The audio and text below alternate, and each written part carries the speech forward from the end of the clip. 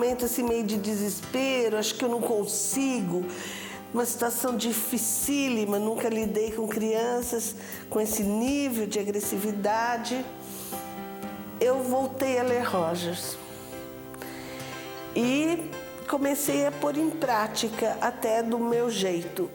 E num dado momento, há uma festa na escola, e o pessoal então do quarto ano, do antigo quarto ano primário, que então para a quinta série, resolveu fazer uma música para a escola. Nesse momento a escola funcionava já normalmente, as crises, a violência tinha cedido, a agressividade. A letra me surpreendeu, ela traduzia muito da abordagem. E foi assim, eles foram escrevendo juntos, foi um produto do grupo. Então, era alguma coisa assim, essa escola é tão pequena, mas ela parece tão grande de tanto que a gente pode fazer aqui, tanta coisa que a gente pode fazer. Aqui as professoras explicam mais de 20 vezes sem fazer cara. Quando tem que falar que está errado, fala mesmo. Mas também a gente pode falar quando elas estão erradas. Pode conversar. Quando a gente acaba a lição antes, vai no clubinho da criatividade e pode bolar um monte de coisa. Um não fica cutucando o outro. Essa escola deixou uma marca em mim, a gente quer deixar uma marca para ela, o nosso hino. Mais ou menos isso. Conversando depois, posteriormente com ele, eu falei, eu tinha uma preocupação muito grande se eu estava fazendo certo. Ele disse, nunca trabalhei com criança pequena. O que você tem é uma influência minha. E eu entendi assim que não se é rogeriano, não se é igual o outro nunca. Mas é das influências que você constrói uma perspectiva, é da sua leitura. Porque talvez ele fizesse completamente diferente, chegasse, mas pelos mesmos princípios, um fazer diferente chegasse, claro, até uma situação muito melhor. Carl Hansen Rogers nasceu em Oak Park, Illinois, em 1902. Faleceu em La Jolla, na Califórnia, em 1987. Formado em História e Psicologia, aplicou à educação princípios da psicologia clínica, área em que atuou por mais de 30 anos. Um desses princípios é a chamada terapia centrada no cliente, utilizando técnicas de reformulação e clarificação dos sentimentos, buscando uma atitude de maior aceitação dos sentimentos do cliente por parte do terapeuta. Rogers é considerado um representante da corrente humanista em educação. Concebe o ser humano como sendo bom e curioso e que precisa de ajuda para poder evoluir. Daí a necessidade de técnicas de intervenção facilitadoras. No Brasil, suas ideias se difundiram na década de 70, em confronto direto com as ideias comportamentalistas de Skinner. É nessa década que Rogers dirige sua atenção de maneira prioritária à educação, propondo uma pedagogia experiencial, centrada no aluno. Acredita que os alunos aprendem melhor, são mais criativos e mais capazes de solucionar problemas quando os professores proporcionam o clima humano e de facilitação. Para o Rogers, a liberdade em sala de aula é justamente a possibilidade do aluno descobrir a aprendizagem e poder refletir para o professor o que ele está sentindo para encontrar novos caminhos. Ou seja, a aula deixa de ser padronizada, idêntica para todo mundo. Há uma entrada do aluno nela, uma participação ativa, real, onde a liberdade dele está se expressando na vontade de aprender, ou dirigindo a própria aprendizagem. Os insights, os grandes momentos de descoberta, ele não guarda para si, ele coloca ali no grupo e o professor tem que estar muito preparado para acompanhar, porque senão a ditadura do conteúdo sufoca a liberdade do aprender.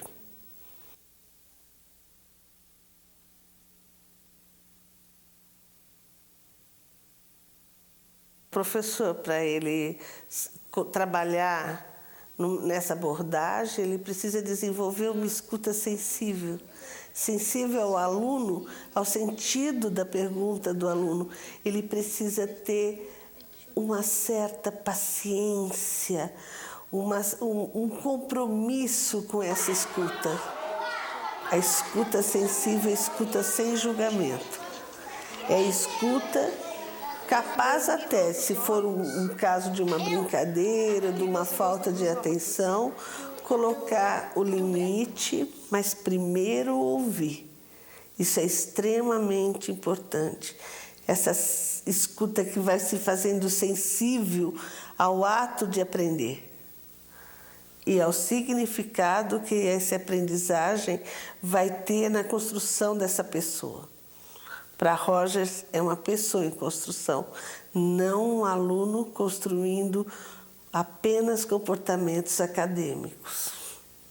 Quando alguém exprime um sentimento, uma atitude ou uma opinião, nossa tendência é quase de imediatamente sentir está certo, que besteira ou não é normal. Raramente permitimos a nós mesmos compreender precisamente o que significa para essa pessoa o que ela está dizendo.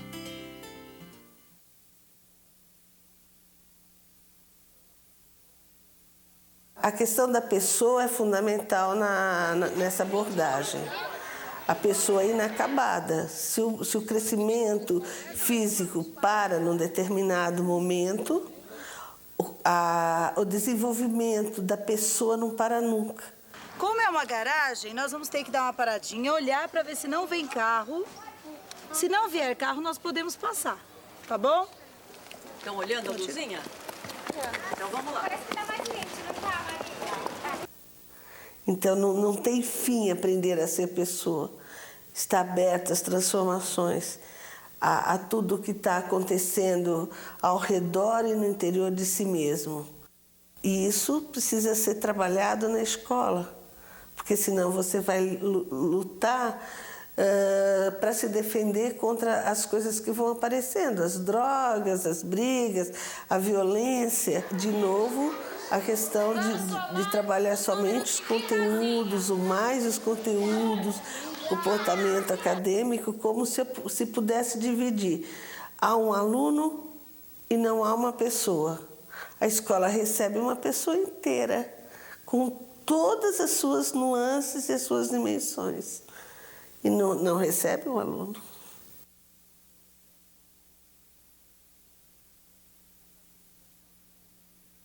A facilitação significa uma situação em sala de aula em que o professor se coloca, porque ele tem uma escuta sensível, um olhar sensível ao aluno como indivíduo e ao grupo como um todo, e pela empatia, ele vai fazendo com que a aprendizagem seja conduzida de uma maneira em que ele funcione não como aquele que ensina, que cobra, que enche o pote do aluno de conteúdo, para depois ele poder cobrar, mas é aquele que vai ensinando e vai conduzindo de uma forma consciente, rigorosa e afetiva o aluno a aprender e a entender o significado, criar sentido, buscar sentido para aquilo que é novo para ele, fazendo uma corrente onde os aprendizados vão formando um conteúdo completo no interior de cada um para o significado da própria vida. A facilitação parece uma coisa muito difícil. Quando a gente fala com professores, fica sempre essa questão. São muitas pessoas, são muitos alunos. E eu tive uma experiência diretamente com Rogers na Universidade de San Diego, em 1980. Marcante. Eu tive um problema cirúrgico no dente, na gengiva. E enquanto o Rogers falava lá na frente, conduzia um workshop, eu várias vezes fui sair para tomar aspirina, porque tinha muita dor. E mesmo o pessoal que estava no pequeno grupo não percebia, achava que eu tinha ido tomar água. E, de repente, numa das minhas saídas, Carl Roger sai pela outra porta e me encontra tomando água. E me pergunta, o que há? Porque você tem um olhar e uma postura de dor. Eu era praticamente uma estranha num grupo de 80. E dali da frente, ele pôde distinguir a dor que devia estar visível em todos os gestos, né? E eu estava de aluna super aplicada ali, tentando aproveitar ao máximo aquela situação.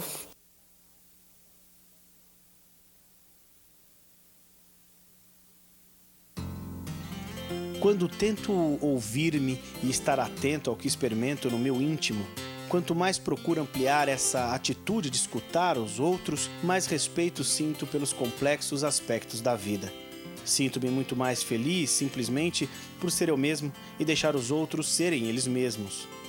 Mas, paradoxalmente, na medida em que cada um aceita ser ele mesmo, descobre que não apenas muda, mas que as pessoas com quem ele tem relações mudam igualmente. Aceitar não é concordar. Ela vem antes de tudo. Aceitar que as pessoas são diferentes, né? Aceitar que as pessoas têm momentos que não estão idênticos aos nossos. O professor está dando aula, ele tem certeza que ele fez o máximo, mas o comportamento de alguns alunos fere, porque os alunos não estão reconhecendo isso. Como é que é essa história, né, na cabeça dele? Só que há um momento em que precisa compreender e aceitar que as pessoas estão com os seus outros conteúdos ali, dialogar aceitando o outro, olhando para o outro, é diferente de concordar. O concordar pode ser um lavar as mãos. Vocês não querem aprender? Dane-se. Nunca na abordagem seria isso. E eu até posso dizer para o aluno, eu concordo, eu entendo o que você está passando, mas não concordo com a forma como você está manifestando. Em princípio, ele se sente aceito.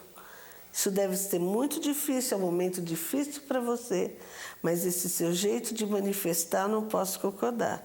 Então, você não pode agredir o outro.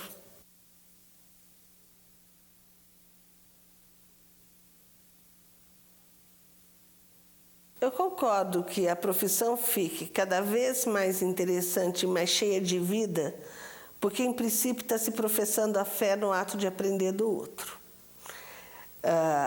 O grande problema é que o professor precisa se preparar para um outro paradigma. Não do que o conteúdo é tudo. Algumas pessoas aprendem ouvindo. Outras pessoas precisam conversar para aprender, precisam entender, discutir. Outros rabiscam. Enfim, são inúmeras formas de aprender que estão ali naquela sala com um monte de gente. A dificuldade do professor é muitas vezes querer passar o conteúdo de um jeito só. E eu estou usando uma fala comum, passar o conteúdo. Esse conteúdo não é para ser absorvido tal como foi passado, é para ele ter um sentido, porque senão não vale a pena estar lá, nem para o professor, nem para o aluno. Eu acho que na medida em que o professor perde o medo de errar, ele perde o medo de não saber responder o que o aluno perguntou, ele é real e verdadeiro naquele momento, ele garante um respeito, se respeita também e simplesmente a profissão ganha mais força. É essa questão que permeia essa construção do humano, até porque o aluno também vai compreender o que é aprender, que o professor está em situação de aprendizagem. A hora que tem um ser que não está numa situação de aprendizagem, mas deu-se o ponto definitivo, é assim e acabou. E não é. A gente sabe que não é. O ensinar é uma consequência de colocar-se em aprendizagem. Quem parou de aprender também parou de saber ensinar.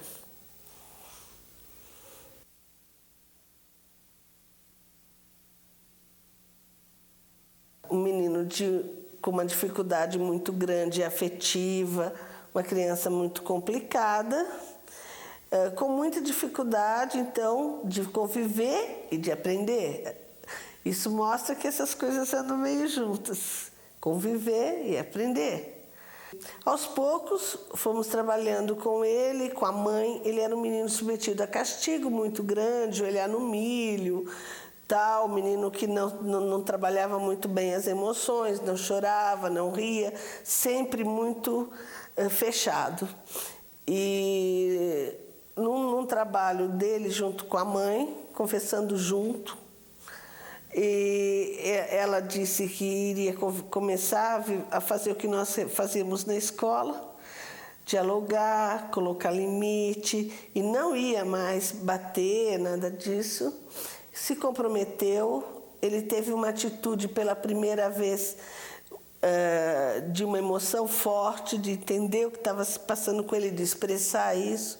E com isso, essa barreira foi caindo, ele foi se aproximando e fazendo parte cada vez mais daquele grupo, daquela vida, das coisas que aconteciam ali na escola, na pré-escola.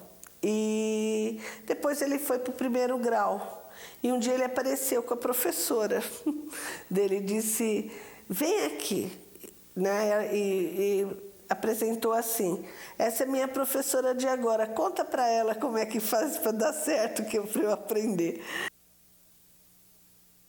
A experiência é, para mim, a suprema autoridade. Nenhuma ideia de qualquer outra pessoa, nenhuma das minhas próprias ideias, tem a autoridade de que se reveste a minha experiência. Sinto que o único aprendizado que influencia significativamente o comportamento é o aprendizado autodescoberto, autoapropriado. O poder pessoal é esse poder que você que é só seu, por isso é pessoal. É você se colocar no mundo e dizer, olha, eu estou aqui, eu preciso disso, eu quero isso. Não é um poder ditatorial, não é um poder hierárquico, não é poder atribuído pelo outro, dado. Ele é conquistado, ele é um direito até. Ele é bom, é o poder do bem, é o poder da pessoa que é capaz de lutar para se construir, para se descobrir, para fazer alguma coisa por ela mesma, sem o exercício da violência. E aquele menino é um bom exemplo disso. Poder pessoal de aprender.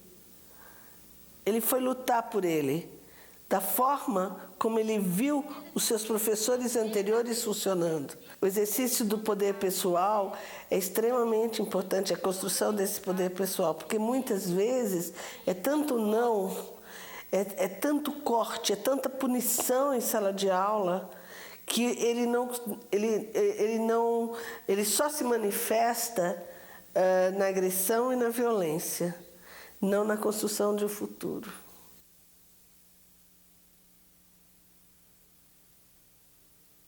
O professor ser congruente faz parte das suas características de facilitador. Eu não posso ser uma facilitadora se eu não me conheço, se eu não estou... se a minha atitude não é congruente com o que eu sinto que eu estou vivendo. Muitas vezes, eu até uma vez escrevi sobre isso, em relação até a criança pequena, né, na pré-escola, existe uma fala que não corresponde de fato aos sentimentos do professor. É aquele excesso de fofinho, queridinho, e por trás disso, olha, eu vou ficar triste se, há muita condição imposta, eu não gosto quando, só vai sair se, o que me assustava era ver a criança dizendo, eu sou quietinho, né? Eu tô quietinho, né? Você gosta de mim, eu tô quietinho, eu tava bonzinho, né?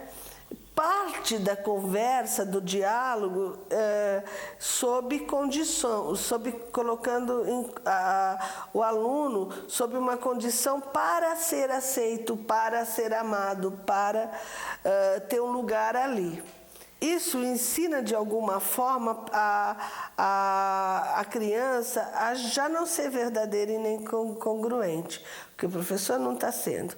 Na verdade, ele pode dizer tranquilamente: João, eu entendo que você esteja chateado, mas jogar o livro do outro no chão não pode. Pessoal, vamos parar de fazer barulho? Com essa bagunça, eu não consigo trabalhar. Ele pode dizer, eu não consigo trabalhar legal com vocês desse meio. Eu preciso de silêncio para trabalhar. É ele que precisa de silêncio, não é a turma. Elas recebiam um prato feito todos iguaizinhos. E eu pedi então que fosse dado a elas o direito a liberdade de escolher como montar esse prato.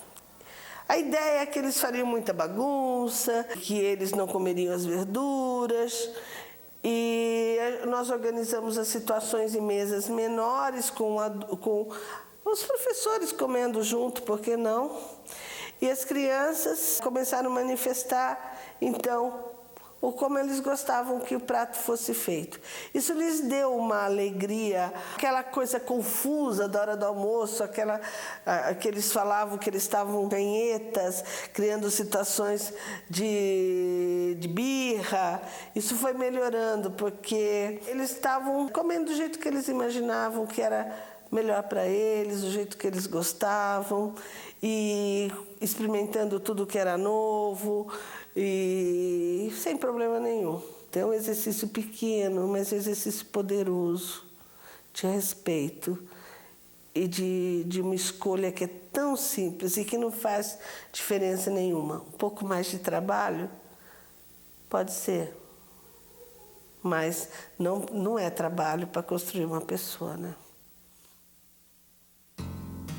Aprendi nas minhas relações com as pessoas que não ajuda a longo prazo a agir como se eu fosse alguma coisa que não sou. A aprendizagem pode ser facilitada se o professor for congruente, se ele for a pessoa que verdadeiramente é e se tiver consciência plena de suas atitudes.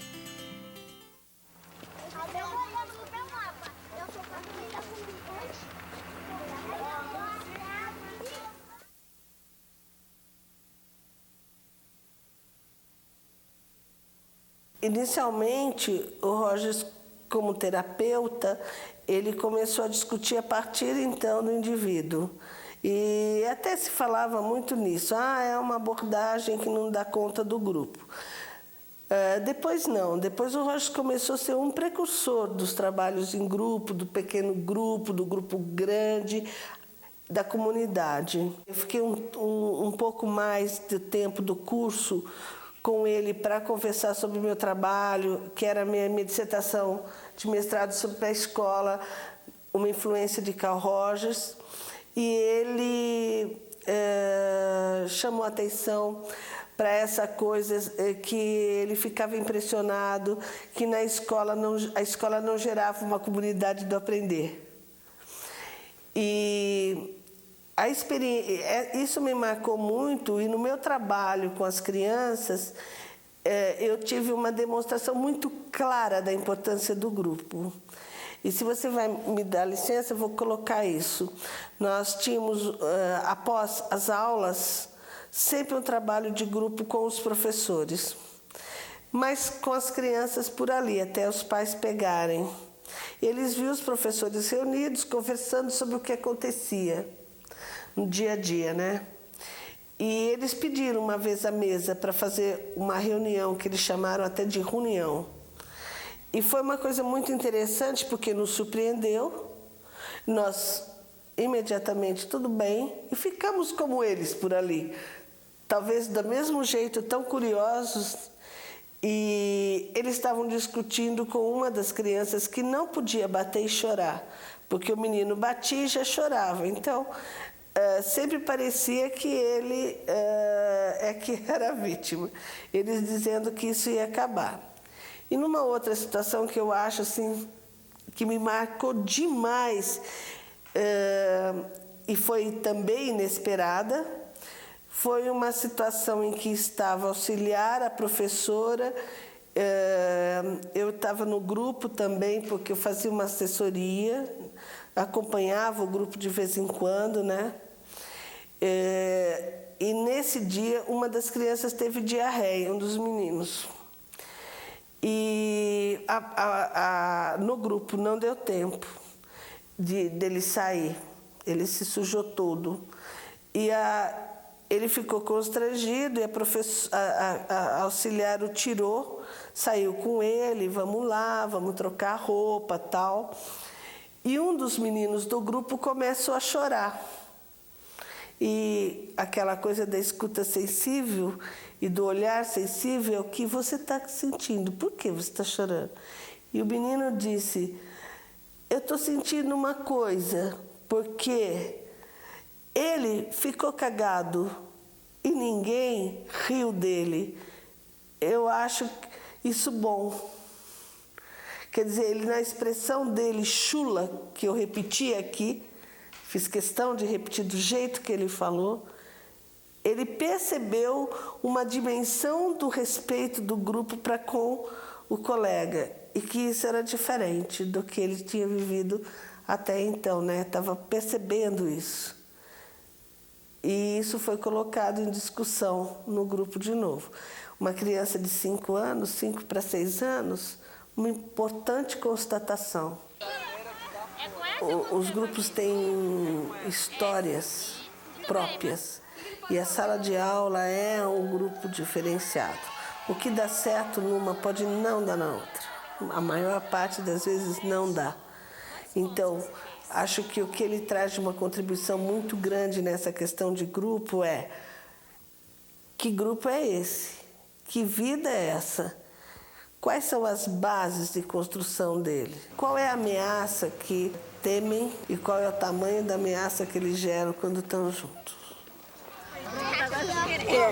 Escute. Pode ver.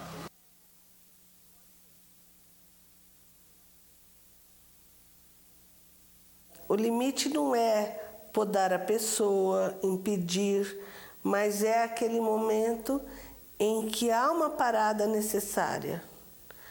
O limite, ele protege. E com as crianças de pré-escola, eu percebi a ausência, uma tendência à ausência dos limites. Uma falsa ideia de poder que os pais acabam dando e que os professores também. Então pode tudo e não pode nada, pode tudo desde que ninguém tenha que entrar em contato com o que está se passando na cabeça das crianças. Ou então não pode nada, que não é o limite. O limite é um não necessário e não um festival de recusa. O limite tem sentido, que diziam que as crianças saíam da frente da televisão. Eu dizia, minha senhora, tem um botão que desliga, é o mesmo que liga. Sabe, se foi ligada, é possível ser desligada. É o mesmo botão.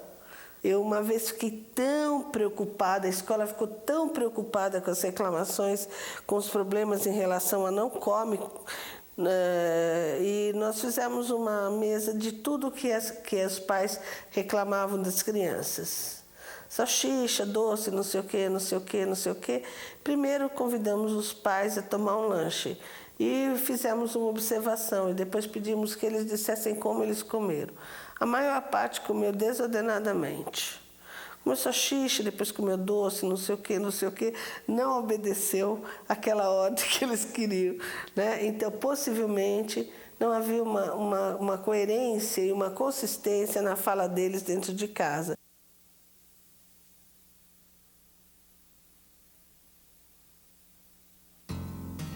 Por aprendizagem significativa, entendo aquela que é mais do que uma acumulação de fatos. É uma aprendizagem que provoca uma modificação, quer seja no comportamento do indivíduo, na orientação futura que escolhe ou nas atitudes e personalidade. Verifica-se mais facilmente uma aprendizagem significativa quando as situações são percebidas como problemáticas. Uma preocupação que existe em relação a essa abordagem é dela ficar muito mais no lado emocional, do comportamento, e deixar de lado os conteúdos importantes para que os alunos tenham acesso, então, às carreiras, a tudo isso. Mas isso não é verdade. É uma condução de um processo de uma forma diferente que não diminui a importância do conteúdo, apenas não deixa que ele dite as normas. E se ele não tem significado, ele é esquecido. Às vezes os alunos dizem assim: você perguntou uma coisa do bimestre passado e daí eu errei. Ora, mas um bimestre já errou. É que ele quer saber se não vai cair a matéria do outro bimestre, que ele já devolveu, que a famosa educação bancária do Paulo Freire, ele já recebeu e já devolveu e já ficou vazio de novo, com vagas lembranças. Isso não é uma educação de qualidade. Uma educação de qualidade é levar a pessoa também a buscar, na sua liberdade de aprender, mais elementos para construir aquilo que está sendo discutido, que está em pauta. O indivíduo hoje, nunca se falou tanto que a sociedade muda rapidamente, não tem mais um lugar no futuro para ele pré-determinado. É esse conteúdo que põe o aluno lá. Eu estava falando com um educador que disse assim: eu fiz as melhores escolas, mas eu não sabia que eu ia lidar com anorexia, droga, violência, nesse nível dentro da escola. A escola é uma surpresa também para os próprios educadores. Acho que tem que encontrar caminhos. Não estou dizendo que esse seja o caminho certo, mas que precisa redefinir caminhos, sim. Como é que eu posso ter certeza que o mercado receberá uma pessoa porque tem determinado conteúdo? Eu acho que se ela tiver tolerância, capacidade de lidar com frustração, interesse em aprender, descobrir caminhos para realizar a sua aprendizagem, descobrir como é que ela viaja na internet, como ela navega, como é que ela procura conhecer pessoas, que contato ela precisa ter com gente da profissão que lhe interessa ou da sua carreira, como é que ela lida com as suas emoções e principalmente com as suas frustrações, o que ela pode criar, como é que ela aglutina um grupo, como é que ela pertence a um grupo. Ela vai ter mais sucesso do que se ela só souber o conteúdo. Recentemente, na universidade, uma aluna que está fazendo até pós-graduação, especialização, disse taxativamente o seguinte: eu venho aqui para pegar o conteúdo e levar lá na empresa, né? E isso tem que dar certo. E eu disse a ela: e se você mudar de empresa? Ela